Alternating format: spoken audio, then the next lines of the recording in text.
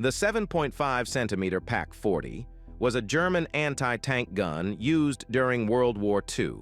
Its design project began in 1939, but it gained priority after the invasion of the USSR in 1941. It became the standard anti-tank gun for Germany and was also used by other Axis powers and the Red Army after capturing examples.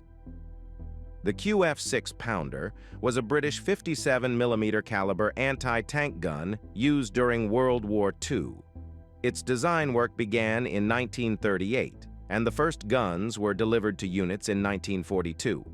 This gun was effective against German tanks, but was eventually replaced by larger calibers later in the war.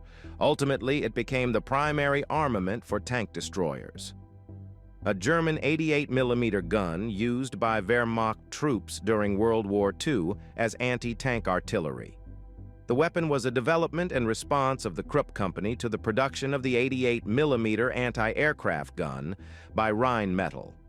The 8.8-centimeter Pak-43 was the most famous German anti-tank gun, which, thanks to the large number of units built, played a significant role on the fronts of World War II. In addition to being used as an anti-tank gun, this weapon was used as the main armament of many German combat vehicles, including in the Tiger II tank, as well as the Nashorn and Jagd Panther tank destroyers. 17-pounder was a 76.2mm gun developed by the United Kingdom during World War II. It was used as an anti-tank gun on its own carriage, as well as equipping a number of British tanks. Used with the APDS shot, it was capable of defeating all but the thickest armor on German tanks.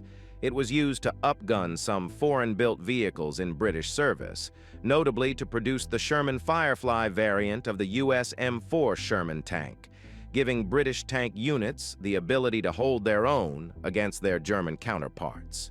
In the anti-tank role, it was replaced after the war by the 120mm Bat recoilless rifle. As a tank gun, it was succeeded by the 84mm 20-pounder. The 76mm divisional gun M1942 ZIS-3 was a Soviet 76.2mm divisional field gun used during World War II. ZIS was a factory designation and stood for factory named after Stalin, the honorific title of Artillery Factory No. 92, which first constructed this gun. Artillery Factory No. 92 began designing the ZIS-3 at the end of 1940. The ZIS-3 combined the light carriage from the 57mm ZIS-2 anti-tank gun and the powerful 76.2mm barrel from the F-22 USV, the previous divisional field gun. The addition of a muzzle brake reduced recoil and prevented damage to the light carriage upon firing.